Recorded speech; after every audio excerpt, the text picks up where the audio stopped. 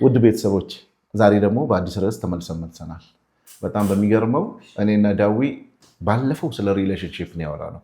ዛሬ ደግሞ ስለ ፐርሰናል ዴቨሎፕመንት ነው የምናወራው። ምን ይዘሽ መጣሽ? እሺ ፐርሰናል ዲቨሎፕመንት ሲባል ብዙ ጊዜ አንድ ላይ ሪሌትድ ሆኖ ሜንሊ የሚነሳ ፖይንት ዲሲፕሊን ነው። ዲሲፕሊን ማለት አይ ቲንክ ራስን መግዛት ማለት መሰለኝ አማርኛ ወርዶ እውነት ነው። እና ብዙ ጊዜ ሰው ለሰው የገባውን ቃል ነው መስበር የሚከብደው። ምን ይለኛል ማለት አለ ላይክ እንትን አለ። ግን ለራሳችን የገባነው ቃል ኢትስ ኦኬ በኋላ አረጋዋለሁ ነገ አረጋዋለሁ የምንለው ነገር አለና ዲሲፕሊን ማለት በአጭሩና በቀላል አማርኛ እንደዚህ አደርጋለሁ። አሁን ለምሳሌ ሁሌ ማታ ማታ እርሊ መተኛት ጀምራለሁ ሊሆን ይችላል። ከ3 ሰዓት ላይ መተኛት ጀምራለሁ፣ 4 ሰዓት ላይ መተኛት ጀምራለሁ ሊሆን ይችላል። በዛ ሰዓት ስልክህን ኦፍ አድርገህ የምትሰራውን ስራ ሁሉ እርሊ ጨርሰህ መተኛት። ለራስህ እንደዛ አደርጋለሁ ትላለህ። ግን 10 ጊዜ ካልክ በኋላ እንደው ተሳክቶልህ 1-2 ቀን ብዙ ሰው እንደዛ ነው። ዲሲፕሊን እንደመሆን በጣም ከባድ ነው። የራስን ቃል አክብሮ አረጋለሁ ያልከውን ማድረግ በጣም ከባድ ነው። ለዛ ነው በጣም ብዙ ሰው ጂም ይጀምርና ከፍሎ ያቆማል። 1-2 ቀን ሰርቶ ያቆማል። የሆነ ነገር ኮንሲስተንሲም ከዲሲፕሊን ጋር አንድ ላይ የሚነሳ ነገር ነው። አንድ ማድረግ በየቀኑ ማለት ነው። የሆነ ነገር እናደርጋለሁ ካልክ በየቀኑ እዛ ተግባር ላይ መገኘት ማለት ነው። ኮንሲስተንሲ ደግሞ እሱም አንድ ከዲሲፕሊን ጋር አብሮ የሚነሳ ነገር ነው እና ባጭሩ ራሴ እንደዚህ አደርጋለሁ ለራሳችን የገባነውን ቃል መጠበቅ መቻል ማለት ነው ዲሲፕሊን ማለት። በጣም ጥሩ ያነሳሽውን ርዕስ በጣም ወድጄዋለሁ። የህይወት ምሰሶ ዲሲፕሊን ማለት ስርዓት መሳይ። አንድ ዲሲፕሊን ያለው ሰው በነገራችን ላይ የአንዱ የህይወት ምሰሶ፣ ከሰው ጋር ኖርክ ብቻህንም ኖርክ ኢቭን በፈጣሪ መንገድ ላይ ዲሲፕሊን ያለው ሰው ነው፣ ስርዓት ያለው ሰው። ይህ ማለት ምን ማለት ነው? አሁን ቀለል አድርገን ለማምጣት ለራስህ አይ ማለት ከቻልክ ኖ ሰውን አይደለም። ሁልጊዜ ሰውን መቃወም ይቻላል። ራስን መቃወም የሚችል ሰው ጎበዝ ዲሲፕሊን ያለው ስርዓት ያለው ሰው ነው። ራስን ነው ማለት ምን ማለት ነው? ለምሳሌ ቅድም አነሳሻቸው ከምሽቱ 3 ሰዓት ላይ መተኛት አለብን አልሽ። ደስ የሚል ፊልም እያየሽ ነው፣ ሰዓቱ ደረሰ። አይ ቃሌን ላክብር። ዲሲፕሊን ማለት አንዱ ቃል ነው፣ የምትገዛበት ቃል። ያ የምትገዛበት ቃል ደግሞ አንተ ካላከበርከው ማን እንዲያከብርልህ ነው? ብዙዎቹ በዚህ በለውጥ ዓለም ላይ ሲያሰለጥኑ፣ ሲያስተምሩ፣ ሲመሩ ራሳቸው የማያደርጉትን ነገር ሰው ውስጥ መፈለግ በጣም የሚገርመው ማለት ነው። ኢቭን በትዳር ውስጥ ራሱ በእሷ ውስጥ የሌለውን በእኔ ውስጥ ስትፈልግ ነገር ይበላሻል። አንቺ የሌለሽን ስርዓት እንዴት እኔ እንዲኖረኝ ትጠብቂያለሽ? ለራስሽ የገባሽውን ቃል ሳታከብሪ ስትቀሪ እኔ ቃሉን እንዳከብር ነው የሚጠብቀው። አብዛኛው ሰው ቃል ነው በቃ ቃል ማለትን ነው ማወቅ ያለበት። ዲሲፕሊን የሚለው ቃል ነው። ምን አይነት ቃለ መሐላ አለን? ከራስ ጋር ከፈጣሪ ጋር ምን አይነት ቃለ መሐላ አለን? ቃላችን እንዴት እንጠብቃለን? ከቤተሰባችን ጋር እንዴት እንጠብቃለን? ከስራ ቦታ ጋር እንዴት እንጠብቃለን? አብዛኛው ሰው ዲሲፕሊን ሲባል በዚህ አሁን ጄኔሬሽኑ እያየ ያለው የሆነ ነገር አድርጎ መተው፣ የሆነ ቦታ ሞክሮ መተው። አብዛኛውን ሰው ያንን ዲሲፕሊን ስለሌለው ወዴት ያመጣዋል ማለት ነው? ወደ ወቀሳ። የሰው ልጅ ስርዓት አለው ከተባለ ለሚመጣው ነገር ሁሉ ኃላፊነቱን መውሰድ ከቻለ፣ በህይወትሽ ውስጥ ለሚፈጠረው ነገር ሁሉ የመጀመሪያውን ኃላፊነት እስካልወሰድሽ ድረስ ለውጥ አታመጪም፣ ዲሲፕሊን እንዳትሆኚ። ለምሳሌ እንደ ተማሪ መማር አለብሽ፣ ማጥናት አለብሽ፣ ለፈተና መቅረብ አለብሽ። በዛ ሰዓት ግን መጫወትን መብትሽ ነው። ከጓደኞችሽ ጋር ቸቸቸ ብለሽ ማሳለፍ መብትሽ ነው። ፊልም ማየት መብትሽ ነው። የፈለግሽውን ነገር ማድረግ መብትሽ ነው። ነገር ግን የዚህን ነገር ፍጻሜ ለማስተካከል ምንድን ነው እየፈለግሽ ራስሽን የምትገጪ ከሆነ ዲሲፕሊን አለሽ። በእንደዚህ አይነት መልኩ ብንገልጸው የተሻለ ይሆናል ብዬ አስባለሁ። ለምሳሌ ልታሻሽ ወይም ልታደርጊው ያልቻልሽው የኔን ከመጠየቅሽ በፊት አንቺ ልጠይቅሽ ልታከብሩ ያልቻልሽው ቃል ዲሲፕሊን። እኔ በቃ በህይወቴ ላይ አሁን ማለት ልክ አደልት ስትሆን የራስህን ኑሮ እንትን ማለት ስትጀምር፣ ራስህን መምራት ስትጀምር፣ ራስህን ማስተዳደር ስትጀምር ከዛ ሰዓት ጀምሮ ነው ሞስትሊ ዲሲፕሊንድ መሆን ምን ያህል እንደሚጠቅም መረዳት የምትጀምረው። ከዛ በፊትማ ቤተሰብ ነው ግቢ፣ ውጪ፣ እዛ ሂጂ እንትን ነው ትዕዛዝ ነው የምትቀበለው። ራስን ማስተዳደር ስትጀምር ለብዙዎቹ ያው ካምፓስ ከገቡ ጀምሮ እንበለው፣ ምክንያቱም ቤተሰብ የለም። ዩኒቨርሲቲ ከገቡ ጀምሮ እንበለው፣ ከዛ ጀምሮ የመጣ ነገር ቢሆን በጣም ይሄዳል፣ አብሮ ያድጋል። ግን አሁን ካምፓስም ያው ብቻህና ቤተሰብ አይደለም የሚመራክ አይደል? ቢያንስ በስሱ ብቻ በትምህርት ቤት በዩኒቨርሲቲ ህግ ነው የምትመራው እንጂ እዛ ካምፓስ ስትሄድ የምትፈጥረው ፐርሰናሊቲ አንተ የፈለግከው አዲስ ሰው መሆን ትችላለህ። ስምህን ብቻ ይዘህ መሄድ ትችላለህ ካምፓስ ላይ። ባይዘው አዲስ ማለት ገብቶሃል እያልኩ ያለሁት ማንም የማያውቅህ አዲስ ኢንቫይሮንመንት ላይ ነው የምትሄደው። ስለዚህ በራስህ ነው በቃ እዛ ቦታ ላይ በራስህ ነው እየኖርክ ያለው። ራስህ ነህ ለራስህ ኃላፊነት የምትወስደው። የሚሆነውን የማይሆነውን ብዙ ሰው ካምፓስ ገብቶ ነው ሱስ የሚጀምረው። በጣም ጎበዝ ተማሪ ካምፓስ ገብቶ ትምህርቱን እንትን ይላል። በቃ የሆነ ዳይሬክሽን ይይዛሉ፣ ስርዓቱን ይይዛሉ እና እንትን ይላሉ። በቃ ዳይሬክሽናቸውን ይቀይራሉ። በራሳቸው መንገድ ራሳቸውን ማስተዳደር የሚጀምሩበት ፓርት እዛ ጋር ስለሆነ ከዛ ጀምሮ ዲሲፕሊን ራስ ላይ መስራት ቢጀምር በጣም ቆንጆ ይሆናል ብዬ አስባለሁ። እንደውም አንድ ነገር አስታወስኝ። የሰው ልጅ መለወጥ የሚፈልግ ከሆነና ወይም መጥፋትም መበላሸትም ከፈለገ ሰርቶት የማያውቀውን ዲሲፕሊን ሲሰራ ነው። ለምሳሌ አንድ ሰው ዩኒቨርሲቲ ገብቶ ቤት ውስጥ የደረሰ ጎረምሳ ወይም የደረሰች ኮረዳ ናትና ዩኒቨርሲቲ ገብታ የመጀመሪያው ዲሲፕሊን ምንድን ነው? ያኔ ክልክል ነው። ቤተሰብ ጥበቃ ስር ነው ያለችው ወይም ጥበቃ ስር ነው ያለው። ይሄንን ዲሲፕሊን ምን ያደርጋል? ነፃነት አለኝ ቤተሰብ ያየኝም ይልና ዲሲፕሊኑን ይሰብረዋል።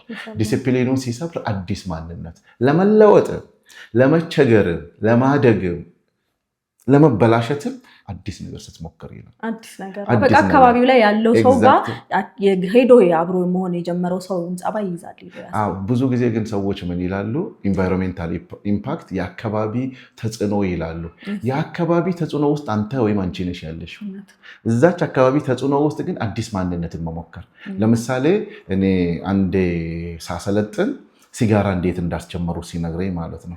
ልጁ ጎበዝና እንዳልሽው ዩኒቨርሲቲ ላይ በጥሩ ውጤት የገባ የክፍለ ሀገር ልጅ ነው። ጊዜውን ያላግባብ አያሳልፍም። እንዴት አድርገው አስጀመሩት? ልክ ምሳ ከበሉ በኋላ ፈተና እንደጨረሱ አንድ ሲጋራ ይገዙና በጋራ ያጨሳሉ። እሱ አያጨስም። የበላኸው ምግብ አይሰራልህም አንተ ፋራ ይሉታል። ስለዚህ ምን ሆነ ማለት ነው? ይሄ ኢንቫይሮንሜንታል ኢምፓክቱ ዛሬ ነገ ሁልጊዜ የእሱ ፋራነት ስላላጨሰ ነው። ፋራዎቹ እኮ እነሱ ነበሩ፣ ግን ምን አደረጉት ማለት ነው? ተጽዕኖ ፈጠሩበት።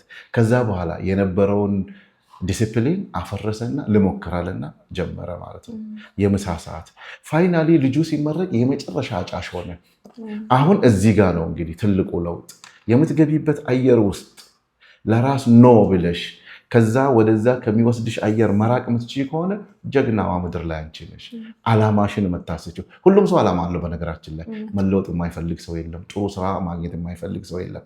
ግን ምንድነው መስዋዕትነት አይከፍልም። የዲሲፕሊን መስዋዕትነት ደግሞ በጣም ቀላል ነው። በጣም ቀላሉ የዲሲፕሊን ነው። እንዴት መሰላችሁ? ለተወሰነ ጊዜ ይከብዳል። ቀላል የሆኑ ግን ለምሳሌ አለማጨሱ ልጁ የሚፈልግበት አላማ ጋር ይደርሳል። ከሱስነቱ ሊወጣ ይችል ነበር። ከጀመርሽው በኋላና መስመሩ ላይ ከገባሽ በኋላ ግን በጣም ቀላል። ለምሳሌ በምን እናስቀምጠው ዲሲፕሊን? ብረት በማንሳት ለምሳሌ ጡንቻዬ ከፍ እንዲል ደረቴ በደንብ እንዲጨምር ከፈለግኩኝ ምንድን ነው በአንድ ምሽት የምሰራው ፕሮሰስ አይደለም። በየቀኑ ምንድን ነው 2 ፑሽአፕ፣ 3 ፑሽአፕ፣ 4፣ 5፣ 6፣ 7፣ 8፣ 9፣ 10 ብዬ ምን ይሆናል ማለት ነው ይመጣል። ያንን ዲሲፕሊን በአንድ ምሽት አመጣለሁ ካልኩኝ ግን በአንድ ቀን 100 ፑሽአፕ ሰራና ለዘለዓለም ከስፖርት ዓለም እርቃለሁ። በጣም በሚገርም ሁኔታ አይታችሁ ከሆነ መቼም ጎረምሶቹ ወጋ አድርጌ ልለፍ ብዬ ነው። ለ2 ዓመት በዲሲፕሊን ምን ያደርጋሉ? ቀንና ማታ አሉ እንግዲህ በየቦታ አሁን ጂም እንደዚህ በዝቶ ነው እንጂ በባልዲ ይሰራል። በብረት ሲሚንቶ ተደርጎ ማለት ነው። በሶ አንድ ጃር ሙሉ እየጠጣ ያገኘውን ነገር ቤት ውስጥ እየበላ 2 ዓመት በደንብ ይሰራና ልክ ጡንቻው መምጣቱን ሲያሳይ ወንዶችም ሴቶቻቸውን ማሳየት ይፈልጋል። ወይንም ደግሞ መስሊ ነው ሰውነቱ ያምራል ተብሎ ለመምጣት ምን ያደርጋል? የታናሽ ወንድሙን ቲሸርት ለምን? የሰራው ዲሲፕሊን እንዲታይለት ይፈልጋል። ሪፍሌክሽኑ ከዛ በኋላ ያጣጥፍና ሰውነቱን ያሳያል። በቃ እንዲያዩት እንደዚህ እየተወጣ ያ ነገር ግን ይሄን እንኳን ለማምጣት ምንድን ነው የሚሰራው ማለት ነው? ጊዜና ቆራርጦት የሰራት ነገር መጨረሻ ላይ ያንን መስሊ ሰውነት ያመጣል። ዲሲፕሊን እንደዚህ ከባድ ሆኖ አይደል። በአንድ ቀን ግን ያንን ደረቱ እንደዛ ያደገውና ጡንቻው ያደገው ጎረምሳ ለመምሰል አትችይም። የዲሲፕሊን ህግ እንደዚህ ነው። ምን ይፈልጋል? ቀስ በቀስ አንባቢ መሆን ትፈልጋላችሁ? በቀን አንድ መስመር ማንበብ መጀመር። ከዛ የኮንሲስተንሲ እና የሪደንደንሲ የድግግሞሽና ያለማቋረጥ የምታደርጊው ነገር ህይወትሽ ይሆናል፣ ባህልሽ ይሆናል። ለምሳሌ እኛ እኮ እንጀራ መብላት ባህላችን እኮ ነው። እንጀራ በልቶ ማያቅ ፈረንጅ ብታመጪ መቁረስ አይችልም፣ መብላት አይደለም መቁረስ እንደዚህ። ስለዚህ ዲሲፕሊን ውስጥ ስንገባ ይኸውላችሁ እንዴት እንድትረዱኝ ነው የምፈልገው። አክብዳችሁት ካስቀመጣችሁት አትሻሻሉ። ቀለል አድርጋችሁ ሳይቋረጥ ግን ረጅም ጊዜ የምታረጉት ማንበብ። አንባቢ መሆን አይደል የምትፈልጊው? አንባቢ መሆን ከፈለግሽ የመጀመሪያ ቀን አንድ መስመር ማንበብ እያልሽ 2 መስመር 3 መስመር ሳታበዢ ማለት ነው። ከሆነ ሰዓት በኋላ በተለይ አሁን የ8ኛ ክፍል ተማሪ ዩኒቨርሲቲ ሲመረቅ ዓለም ላይ ካሉት አንባቢዎች አንዱ መሆን ከፈለገ በቀን 1 ፔጅ ብቻ ያንብብ፣ 1 ገጽ እንደዚህ በየቀኑ ማለት ነው። ከዛ በኋላ ለ10 ዓመት በተከታታይ ያነበበ ሰው የዓለም አንባቢ ነው የሚሆነው። ስለዚህ ግን እኛ ለውጥን የምንፈልገው ካደግንና ካጣነው ነገር ተነስተን ወደዛ ነገር እንሮጣለን። በምንም ታምር ለውጥ አናመጣ። ስለዚህ ያቃተሽ አሁን ለምሳሌ የትኛው ነው? እንደዚህ አብራራሁልሽ አይደል? ብዙ ነው አልሽ። በጣም አንዱ አሁን እኔ ከተናገርኩ ድክመቴን ነው ለሰው እናገረው እና እሺ። ግን በቃ አሁን እንዳልኩ እኔ በጣም ትልቁ ችግር ምንድን ነው? ኮንሲስተንሲ በጣም ይከብደኛል። መቀጠል አንድ ነገር ጀምሮ አለመጨረስ ብዙ ወጣት ፕሮብለም ነው ይሄ አሁን በሚገባ እና ጎበዝ እላለሁ። የሆነ ሰው በጣም ኮንሲስተንት ሆኖ ሳይ ደስ ይለኛል። በቃ ያ ሰው ጎበዝ ወይ ታድሎ ወይ ታድላ እላለሁ እና ለዛ ሰውም ሪስፔክት አለኝ። ለእኔ ስለከበደኝ ያ ከምን ተነስቼ እንደሆነ ያንን ሪስፔክት የማመጣው ላይክ ግልጽ ነው። ለእኔ በጣም ቻሌንጂንግ ስለሆነብኝ ማለት ነው። እና ዲሲፕሊን ደግሞ ከዛ ይብሳል በጣም ላይክ ኮንሲስተንሲ እንዳልኩ ነው። ዛሬ ታደርገዋለህ ትተዋለህ፣ ከዛ ወር ደግሞ እንደዛ ነው የሚመጣው አይደለም። ከዛ ዲሲፕሊን ደግሞ ቅድም እንዳልከው ኮንሲስተንሲውን ከዲሲፕሊኑ በኋላ የሚመጣ ነገር ነው። መጀመሪያ ዲሲፕሊን ነው መያዝ ያለበት ብዬ አምናለሁ። ኮንሲስተንሲው ዲሲፕሊንን ያመጣዋል። አንድ ነገር ላይ ኮንሲስተንት ለምሳሌ የማንበብ ነው አይደለም? ማንበብ ነው የምፈልገው። የማንበብ ዲሲፕሊንን ከፍ ማድረግ አይደለም ያለብኝ? ያለማቋረጥ በቀን 1 አንቀጽ ማንበብ መቻል ኮንሲስተንሲ አይተሻል። ዲሲፕሊኑን ያመጣዋል። ስለዚህ ያንቺ ብቻ ድክመት አይደለም የሁላችንም። እኔ አሁን ለምሳሌ ስልክ አለማየት ነው ፈልግ የኔን ብትጠይቂኝ ማለት ነው። ምክንያቱም ለትንሽ ደቂቃ አይቼ እወጣለሁ ብዬ 2 ደቂቃ ብዬ 32 ደቂቃ ይሆንብኛል። ምክንያቱም እዚህ ጋር የሚበላብኝ ሰዓት። ዲሲፕሊን ደግሞ እንትን ነው። ዲሲፕሊንን በአግባቡ ስራ ላይ አለመዋል ይሄ የሚመዘምዝ የማይታይ በሽታ ታውቂያለሽ። በቃ ከዛ በኋላ ሱሰኛ ትሆኛለሽ ትክክለኛ ላልሆነው ነገር። አንዳንድ ሰዎች በጣም ማለት እኔም ወዳጆች አሉኝ። ለምሳሌ ዘመዶች አሉ ከውጭም ሲመጡ ምንድን ነው የሚያደርጉት? እከሌ መጣ ሲባል በአንተ ሰዓት መዝናናት ይፈልጋሉ። I'm not saying all። እቺን ደግሞ ለምንድን ነው መስራት እያለብሽ ደሚና ከውጭ መጣ ሊያዝናናኝ ነው በቃ ይዤሽ ላንጋኖ ሄዳለሁ ምናምን ስል ስራ እያለብሽ የሚለውጥሽ ነገር እያለ ቅድሚያ የምትሰጪው እዚህ ጋር ምን ይመጣል? ዲሲፕሊን ላይ ፕራዮሪቲ። በቃ ቀጥሮኛል ከአሜሪካን የመጣው ደሚና ወጪሽን እችላለሁ ብሎኛል፣ ከሱ ጋር ልዝናና ነው። አልተዝናናሽ። ለምን? በማሰዓት ነው የተዝናና። ያ ሰው ስራውን ሰርቶ ጨርሶ መጥቶ በአንቺ ሰዓት ነው የሚዝናናው። እቺ ነው ማለት ከቻልክ ለምሳሌ ኢቭን ጓደኞቻችሁ የቅርብ ጓደኞቻችሁ በግልጽ በጣም ጎበዝ ስራቸውን የሚሰሩ ግን ለመዝናናት ብቻ የሚፈልጓቸዋል። ወጪያቸውን ስለቻሉ ብቻ የወደዷችሁ እንዳይመስሏችሁ። በጣም ዲሲፕሊን እቺ ሚስጥር መውጣት አለባት ዛሬ። ስንት ሰው እንግዲህ ኢንቨስት እንዳደረገብሽ ታውቂያለሽ፣ ሰዓትሽን እንደበላብሽ። ዛሬ እንዝናናለን። ዋይ ምንድነው ማገኝበት? የቤት ስራዬን ጨርሻለሁ ወይ? ተማሪ ከሆንክ ንባቤን ጨርሻለሁ ወይ? ነጋዴ ከሆነ ንግዴን ጨርሻለሁ ወይ? ፕሮፌሽናሊ ባላችሁበት ቦታ ላይ አንድ ሰው ጋር ለመዝናናት ኢቭን ስትሄዱ ዲሲፕሊን አላችሁ ወይ? እኔ ስለቀጠርኩሽና ቆንጆ ቦታ ስለመረጥኩ ብር ስላወጣው ወይ አንቺ አትለወጪ። እኔ ግን ዲሲፕሊን አለኝ። ጋባዡ ተጋባዦች ግን አብዛኛውን ጊዜ የላቸውም። ስለዚህ ምን ይሆናል ማለት ነው? አብዛኛው የሰው ልጅ ፎሎወር ነው፣ ይከተላል። በቃ አቋም የለውም። ዲሲፕሊን አንዱ የሚገለጸው በአቋም ነው። በቃ በአንድ ምሽት ደግሞ ዲሲፕሊንን ለማምጣት አትሄዱ። ስለዚህ ወርኪንግ ፕሮግረስ ነው፣ በሂደት ነው የሚለወጠው። ለምሳሌ አንዲት መስመር ብቻ ማንበብ ያለማቋረጥ ያቺን ማድረግ ትችያለሽ ወይ? ያለማቋረጥ ያቺን አንድ መስመር በቃ አንድ ፓራግራፍ። አንዳንድ ሰው እኔ ያውቃለሁ እንቅልፍ እምቢ ያለኝ ሲሉ መጽሐፍ አንብቦላቸዋል ወዲያው። ምክንያቱም የመጽሐፍ የማንበብ ልምድ ስለሌላቸው እዛ ላይ የመቆየት እንትናቸው። እኔ አንድ ወዳጅ አለኝ በቃ ሁሌ መተኛ ስፈልግ ያንተ ምክር ሰማለሁ ይላል። ማንበብ አይወድ።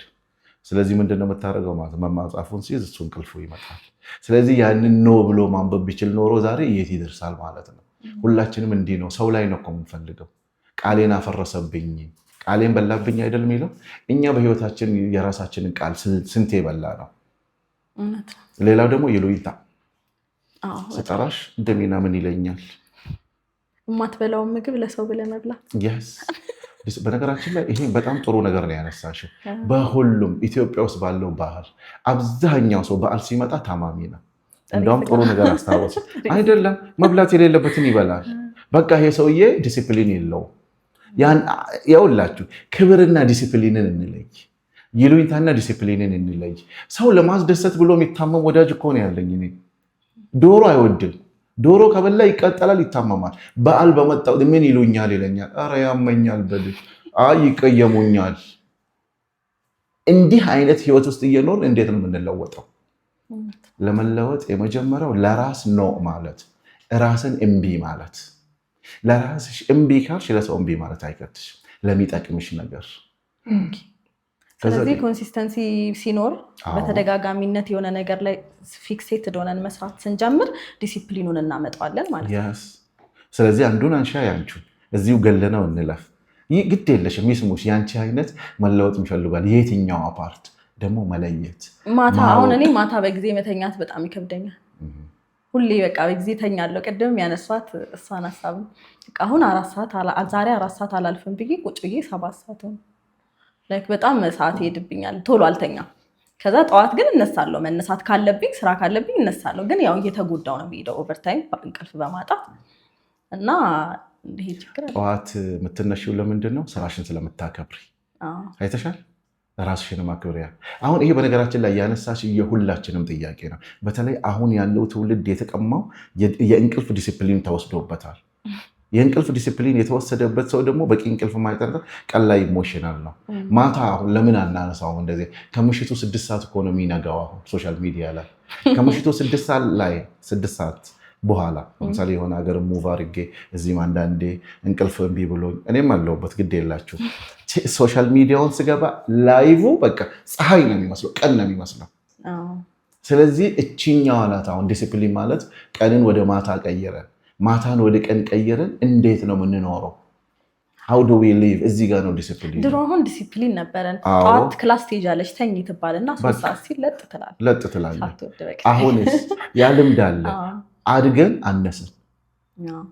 አሁን ያለው ትውልድ እንቅልፍ ተቀምጧል። ቢኮዝ ኦፍ ዲሲፕሊን።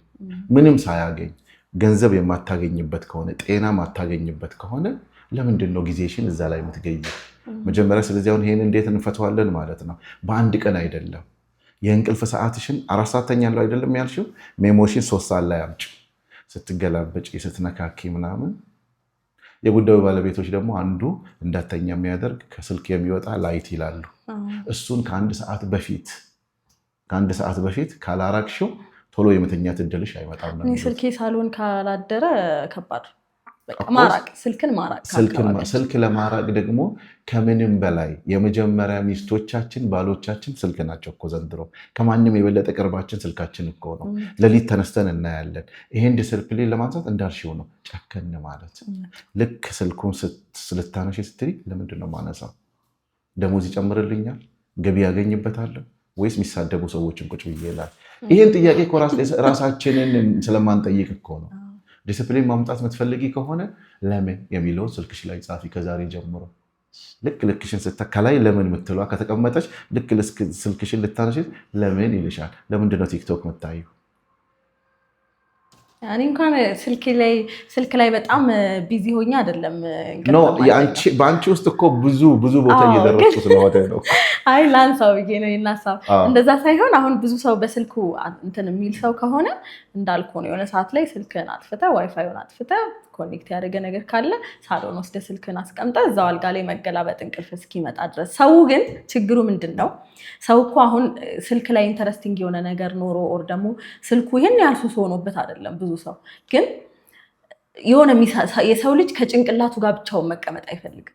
በትክክል በቃ ራሳቸውን ዲስትራክት የሚያደርጉበት ነገር የሰው ህይወት በማየት ሊሆን ይችላል፣ እንዳልከው የሚጨቃጨቁ ሰዎችን በማየት ሊሆን ይችላል። እና ዲስትራክሽን ነው የሚፈልገው ይሄ ትውልድ በዚህ ሰዓት። አሁን ስልክ ለምንድን ነው ኢቨን ስክሮል ሲያደርጉ እኮ ቪዲዮ የማያያለ ዝም ብሎ እንደዚህ ኧረ እንዳውም አንድ ቻሌንጅ ውድ ተመልካቾቻችን፣ እስቲ ይሄን ቪዲዮ ከማየታችሁ በፊት ከ3 ስክሮል በፊት 3 ወደ ላይ ካረጋችሁት 4ኛ ላይ ያለውን ካስታወሳችሁ ሸልማችኋለሁ። የለም እንደዚህ ሲያደርግ የለም። የሆነ የሚቆሙበት ቦታ ላይ ይቆማል እንጂ የለውም። ለምሳሌ መብራት ሲጠፋ፣ ኢንተርኔት ሲቋረጥ ሰው በጊዜ ይተኛል። አያችሁ ማይንድ እንዴት እንደሚሰራ ጭንቅላት ተመልከቱ። መብራት የጠፋ ጊዜ፣ ኢንተርኔት የተቋረጠ ጊዜ፣ ስልክሽ ውስጥ ዳታ ከሌለ፣ ዋይፋይ ከሌለ ትገላበጣለህ፣ ወደዚህ ትላለህ፣ የሆነ ነገር ትነካለህ፣ እየተነጫነጭ ላጥ ብለህ ትተኛለህ። ከዛ ጠዋት ስትነሳ ለውጡን ታያለህ። ኧረ እንኳንም ጠፋ ተኛው እኮ ማታ ይባባላል። ስለዚህ ሁል ጊዜ የራስን ሞገድ ማቋረጥ ነው ዲስፕሊን ማለት ነው። ለራስ ማለት ስልክን አርቆ ማስቀመጥና እኮ ዲስፕሊን የእንትን አለ የአላርም ዲስፕሊን። አሁን ስልክሽ አላርም ይጮሃል። 12 ሰዓት ምትሄጂ ከሆነ ከ11 ሰዓት ይጀምራል። ቆይ ትንሽ ልተኛ ብትኛ ስኖዝ ላይ ታደርጊያለሽ። ቆይ ልተኛ የብዙ ሰው ነው የምልሽ። ይሄ የተጻፈ ጽሁፍ እኮ ነው። ቆይ እንትን ላድርግ ይላል። ከዛ ጭራሽ ያባብላል ሳይሆን አላርሙ ሲጮህ መነሳት የማትችል ከሆነ ዲስፕሊኑን አልተገበርሽም። ይሄ እኮ እኔ ጋርም ያለ ችግር እኮ ነው። አደርጋለሁ አሁን ካሉብኝ አንዱ ዲስፕሊን ይሄ ነው። ቀድሜ ረጅም አድርጌ ስለምሞላ ሰዓት አለኝ ይላል። ጭንቅላት አይዋሽም። አላርሙን ነው የዋሸሁት እንጂ ጭንቅላቴን አልዋሸሁትም። እኔ ሁሌ መነሳት የምፈልገው 11 ሰዓት በኋላ መተኛት የሚባል ነገር አልፈልግም። ነገር የምሞላው መቼ መሰላችሁ? 10 ሰዓት ሞልቼ ጭንቅላት እንዴት እንደሚሰራ እዩ። አይ ገና ነው ሰዓት አለ ተኛ ይለኛል። ይሄ የመጀመሪያው አላርም ነው። በቃ አለቀ። ጭንቅላት እንደዚህ ነው የሚሰራው። አላርም ሞልቶ የሚረፍድበት ሰራተኛ አለ።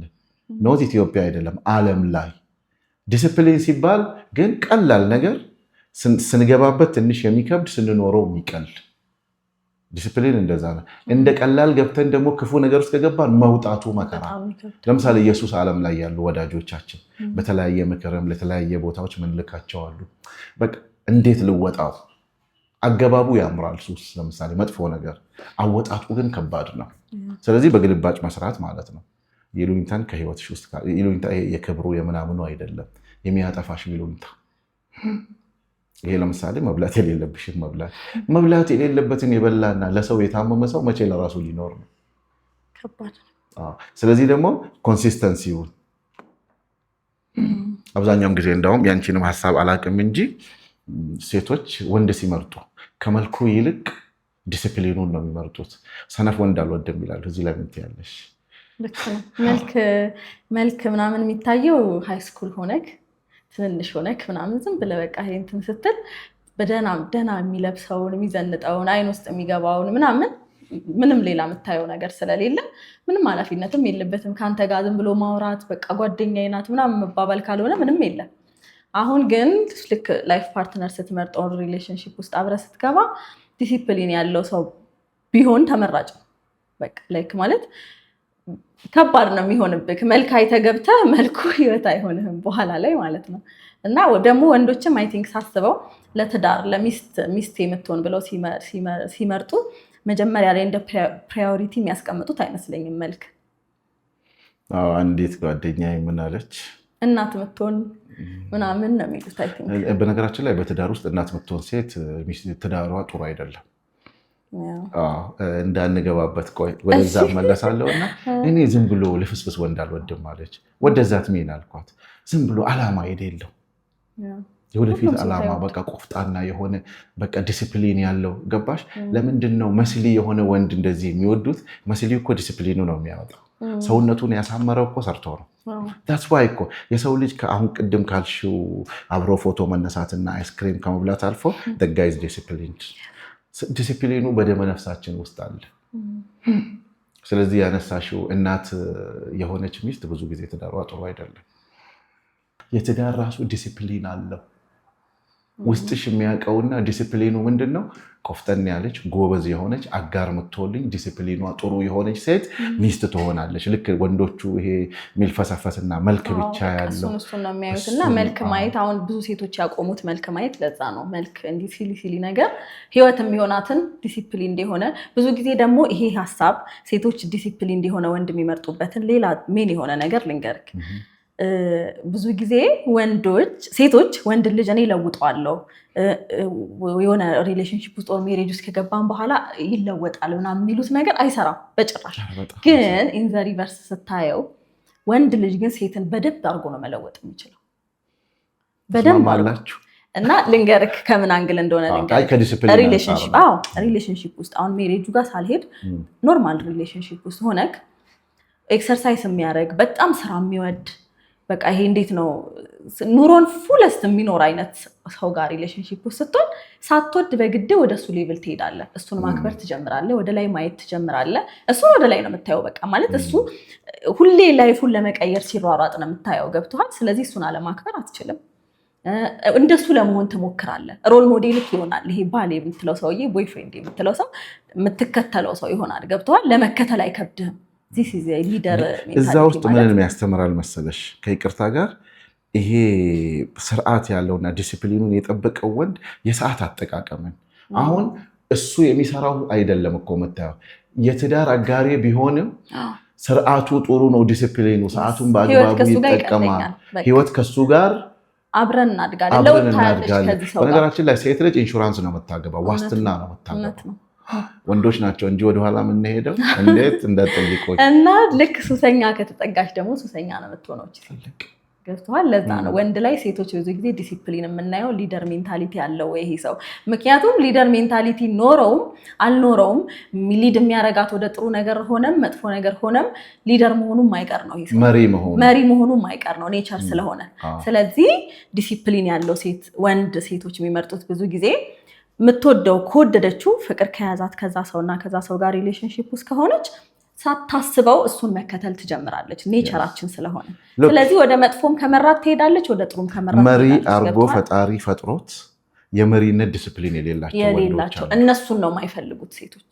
ዲሲፕሊን እንዲሆነ ወንድ ነው የምንፈልገው ሲሉ ወንዶች መሪ አርጎ ፈጥሯቸዋል። ስለዚህ አብራችሁ ያለችውን ሴት የምትወዷት ከሆነና ለእሷ የተሻለ ነገርን የምትፈልጉ ከሆነ ህይወታችሁ ላይ ራሳችሁ ወደምትሄዱበትን መንገድ ምረጡ። እናንተ እሷን ሊድ የምታደርጉበትን መስመር ምረጡ። ራስ የተሻለ ሰው ሆነ እሷን የተሻለ ሰው ለማድረግ መሞከር ነው። ገብቶሃል? ይሄ ግዴታ በቃ ኔቸር ነው፣ መቀየር የምንችለው ነገር አይደለም። ሴት ልጅ እሷ ብቻዋን እየተፍጨረጨረች እሱ ወደኋላ እየሄደ እሱን መጎተት በጣም በቃ ሬር ኬዝ ነው፣ ይከብዳል። ገብቶሃል? ወደኋላ ነው የምትሄደው እሱን ተከትላ እሱ ወደ ሄደበት ዳይሬክሽን እንጂ ላይፍ ከባድ ነው የሚሆንባት። ወይ ደግሞ ኢንሴኪሪቲ ይመጣል። እሷ ስለምትበልጠው እሷ ስር ሆኖ መኖር የሚባል ነገር ቅድም እንዳልከው መለዋወጥ ይመጣል፣ የሚና መለዋወጥ ይመጣል። ስለዚህ በዚህም ሆነ በዛ ሚስቴ ብሎ ከመረጣት ሴት በልጦ መገኘት አለበት። ለእሷ ዳይሬክሽን ማሳየት መቻል አለበት። መጥፎ ዳይሬክሽን እየተከተለ ከሆነ እሷንም ይዟት ወደዛ ነው የሚሄደው።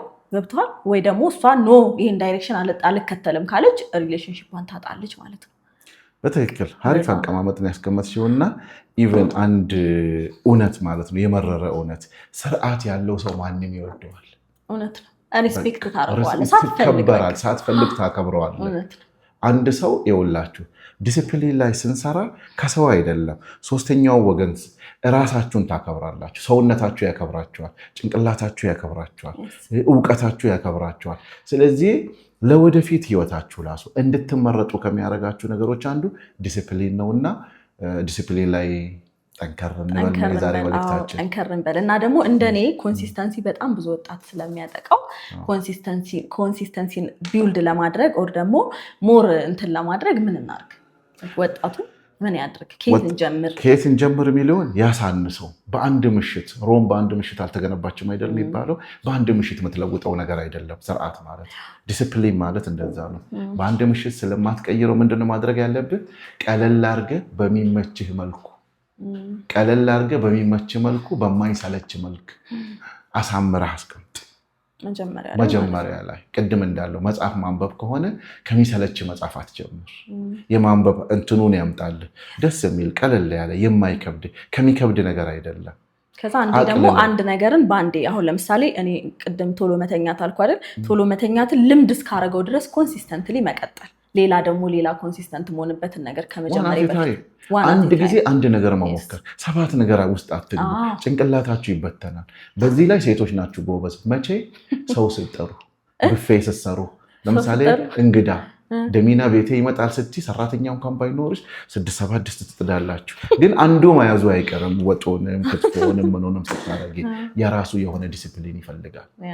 ስለዚህ እባካችሁ ለህይወታችሁ፣ ለትዳራችሁ፣ ለሁሉም ነገር ዲሲፕሊን በጣም ወሳኝነት አለ። ወደ ዲሲፕሊን ለማግባት ግን በአንድ ምሽት አይደለም፣ ግድ የላችሁም፣ ዛሬ ጀምሩት። ማሰብ ማዋል ደግሞ ዲስፕሊን ያሳጣል። አሁን ዳዊ በጣም ርቃኛለች፣ እሷ ጋር ለመድረስ ካልኩኝ መቼም አልለወጥም። ከማንም ጋር ትወዳደሩ፣ ዛሬ ጀምሩ። ቀስ እያላችሁ እያሳደጋችሁ ፈጣሪም ሲፈጥረን በፕሮግረስ ነው፣ በሂደት ነው። ስኬት ማለት ደግሞ ሂደት ነው። መነሻ ወይም መድረሻ ወይም መነሻ አይደለም። ሂደት ነው ስኬትን የሚያመጣው። ሂደት ደግሞ በአንዴ ወገብን የሚቆርጥ አይደለም። በሚመቻችሁ መልኩ፣ በማይሰለች መልኩ ጀምሩት። ያኔ ምን ይሆናል? ከ6 ወር ከ7 ወር ለምሳሌ ጂም ጀምሮ የሚተው ሰው በመጀመሪያ ጊዜ ያደረግና 4ቱንም ማሽን በአንድ ቀን ያደርጋል። ኖ የመጀመሪያ ቀን ባይመቻችሁም ሂዱና የጂም ቤት ሻወር፣ በነገራችን ላይ ስፖርት ነው እንጂ ሻወር አይደለም። ሄዳችሁ ባይመቻችሁ ሻወር ውሰዱ። ከዛ ሄዳችሁ ትሮሊ ላይ ማሽኑ ላይ ማለት ነው 5 ደቂቃ ወክ አድርጋችሁ ወረዱና ለብሳችሁ ታጥባችሁ ውጡ። ጭንቅላታችሁ አልሰራችሁም አይደለም ይላችሁ። እዛ መገኘት ራሱ ዲሲፕሊን ማለት ደግሞ በቦታው መገኘት ነው። ከዛ በኋላ ጭንቅላትን ደግሞ ማጨናገፍ ዲሲፕሊን ማለት ተኛ ሲልህ ነው አልተኛም። ሂድና ዝም ብለህ ከጓደኞች ጋር አሽካክተህ ተጫዋች ሲል ነው ስራ አለብኝ። የራስን ጭንቅላት መቆጣጠር መቻል ነው ዲሲፕሊን። እና አሳንሰን ሳይሰለቻችሁ መጀመር ግድ የላችሁም። ዛሬ ጀምሩ። ዛሬ ያልጀመራችሁት ነገር መቼም አልጀምሩት። ብዙ ጊዜ እኛ ሀገር ላይ ሰዎች መቼ ነው እቅድ የሚያወጡት? የዲሲፕሊን እቅድ ጳጉሜ፣ ከዛ መስከረም ለአዲስ ዓመት በቃ እለወጣለሁ፣ ሱሴን እተዋለሁ፣ ስኪል ጨምራለሁ፣ እንደዚህ ያደርጋለሁ ይላል። ከዛ በኋላ ልክ እንቁጣጣሽ ላይ ወይንም መስከረም 1 ላይ ሲደርስ ምንድን ነው? ቆይ እስኪ የዛሬ ልብላና ቀጥሎስ እንትን ላድርግና ከዛ ለራሱ ሰበብ እየሰጠ ያወራውን ነገር ሁልጊዜ እንትን ይለዋል፣ ራሱን ያሳምመዋል። በተለይ አሁን ሰኔ ውስጥ አይደለም ያለ ነው። አብዛኛው ሰው ራሱን የሚወቅስበት ጊዜ ነው። ዓመት ላይ ያወጣውን እቅድ ሳይፈጽመው ሰኔ መጣ፣ በጀቱን ሊዘጋ ነው። ስለዚህ ግድ የላችሁ፣ ሁሌ አዲስ ዓመት ነው። ዛሬ ጀምሩ። ግድ የላችሁ፣ ጳጉሜን አጠብቅ፣ አዲስ ዓመትን አጠብቅ፣ ዛሬ ጀምር። በቃ ለአንተ አዲስ ዓመት ማለት በነገራችን ላይ እኔ አዲስ ዓመት ዛሬ ነው፣ ነገ አይደለም። ሁሌ አዲስ ዓመት ነው። የዛሬን እንትፋስ ፈጣሪ ከሰጠች ትናንት የሄዱ ሰዎች ዛሬ አዲስ ዓመታቸው አይደለም። ስለዚህ ዛሬን ጀምሩ። እንዴት? በትንሹ፣ ከዛ አሳመራችሁ በማይከብዳችሁ መልኩ። ከዛ በኋላ መንገድ ይሆናቸዋል። የዛሬው ሀሳባችን ይሄን ይመስል። እሺ፣ ሳንዘጋ ሀሳባችንን አንድ የመጨረሻ በጣም ብዙ ጥያቄ ወጣት ጥያቄ ውስጥ ጭንቅላት ውስጥ ያለን ጥያቄ ልጠይቅህ። ብዙ ጊዜ ራስ ላይ መስራት ይባላል። ራሳችሁ ላይ ስሩ እንባላለን ብዙ ጊዜ እና ከዲሲፕሊን ጋር ተያይዞ የተያያዥነት ያለው ሀሳብ ስለመሰለኝ ነው። እና ራሳችን ላይ እንስራ ሲባል ምን ለማለት ነው? ከእንቅልፍ መነሳት ራስ ላይ መስራት ነው። ጠዋት አለመተኛት። ስለዚህ ጠዋት አለመተኛት ራስ ላይ መስራት ነው። መጽሐፍ ማንበብ መቻል ራስ ላይ መስራት ሲባል የሆነ ኮምፕሊኬትድ የማይገባ ነገር አድርገው ነው የሚነግሩት። እንደሱ አይደለም። በመጀመሪያ ደረጃ የምትተኛበትና የምትነሳበትን ሰዓት ወስን። ከዛ በኋላ የምትበላውን ነገር ወስን። አገኘው ብለህ ያገኘውን ሁሉ አታግበስብስ። እያማረህ ተው። ውሃ በአግባቡ ጠጣ። የማይመለከትህ ቦታ አትዋል። ገንዘብ የማይሆን እውቀት የማይሆን ቦታ ላይ አትዋል። እድሜሽን ከማይጠቅምሽ ሰው ጋር አታሳልፊ። እንደማይሆን እያወቅሽ ማለት ነው። ራስ ላይ መስራት ማለት እንደዚህ ነው። ማንበብ ሲችል በጣም ደስ ይልሻል። አንቺም ስታነቢ ደስ ይልሻል። አንድ መስመር አንበቢ። ራስ ላይ መስራት ማለት በትንሹ ራስን መቆጣጠር፣ ራስን ኢምፕሩቭ ማድረግ፣ ክፍተትን ማወቅ። ለምሳሌ እንቅልፋም ከሆንክ ወይም ከሆንሽ ተነሺ በጊዜ። ስራም ባይኖርሽ ተነሺ። በቃ ስራ የለኝም ብለሽ እስከ ቀኑ 6 ሰዓት ላይ ተኝተሽ ስራ ሲኖርሽም ሰውነትሽ ያው ነው፣ ይደብረዋል። በቃ አብዛኛው ሰው እኛ አገር ላይ ማለት ነው ከምሳ ሰዓት በኋላ ሁሉም ሰው ያዛጋል። ኦቨር ነው የሚበላው። ከዛ በኋላ በቡና ነው የሚያስተካክለው። ምግብ ሲበዛ ደግሞ እንቅልፍን ያመጣል። ማንበብና መለወጥ የምትፈልግ ከሆነ ሁሉንም ነገር በቁጥብ አድርግ። እኔ ለምሳሌ በጣም የማይመቸኝ ከሰዓት ማሰልጠን። ከምሳ ሰዓት በኋላ ጥስ ብሎ ይመጣና ቡና ካልጠጣና ሰዓቱ አጭር ከሆነ እንቅልፉ ይመጣል። ምክንያቱም ማታ በደንብ አልተኛም። ዲስፕሊን፣ ራስ ላይ መስራት ማለት እንደዚህ ነው። ሁሌ ለራስ ቆፍጣና መሆን። ስራ ኖረህ አልኖረህ የምትበላውን መለየት፣ የምትነሳበትን ማድረግ። ሰው አጠገብ ኖረ ይኸውላችሁ፣ ሰው አጠገባችሁ ሲኖር ሰው ፈርታችሁ የምትሰሩትን ነገር ፈጣሪና ራሳችሁን ፈርታችሁ ስትሰሩ ያኔ ነው ራስ ላይ መስራት የሚባለው። ያኔ ድሮ ትምህርት ቤት ላይ ተነሽ ተብለሽ አይደለም ባባ ኦርጋሼ ወራባት ወደ ትምህርት ቤት እነሱን ፍራቻ አይደለም የምትሄጂው። እነሱ በሌሉበት ዩኒቨርሲቲ ስትሄጂም ተነሽ ራስሽ ላይ ሰሪ። ለምንድነው ራስሽን ስፖይል የምታደርጊው? ጥፋት ራሱ ለመስራት ስታስቢ ቤተሰብ ባያይሽ አንቺና ፈጣሪ ግን ታያላችሁ። ያኔ ራስ ላይ ስትሰሪ ትለወጫለሽ። ስለዚህ ምቾትን አንውደድ። ምቾት ማለት እኮ ድህነትን ወይንም ችግርን መሞቅ ነው። ስለዚህ ከዚህ እንራቅ ነው። ተመለሰ። ስለዚህ ዝግባ የዛሬው ፕሮግራማችን። እሺ ተመልካቾቻችን፣ ዛሬ ለማንሳት የሞከርናቸው ሀሳቦች በቻልነው መጠን ግልጽ ለማድረግ ሞክረናል። በጣም ነው የማመሰግነው። ለእኔም ብዙ የተመለሰልኝ ነገር አለ። ብዙ ራሴ የወሰድኩትም እስካሁን ችግሬ ነው ብዬ ያነሳሁትንም ነገር ኢምፕሩቭ ማድረግ የምችልበት የወሰድኩትም ነገር አለ። በጣም ነው የማመሰግነው። ወደ ተመልካቾቻችን ቅር ካላችሁ በምናነሳው ሀሳብ ማንንም አነካም ብለናል። በጣም ይቅርታ እንጠይቃለን። እንወዳችኋለን፣ እናከብራችኋለን። ይህ ቪዲዮ ይጠቅማል ለምትሉት ሰው ሼር ማድረጉን እንዳትረሱ። የዛሬውን እዚህ ላይ ጨርሰናል። መሰናበቻችንን ነገ እና ጀራዳ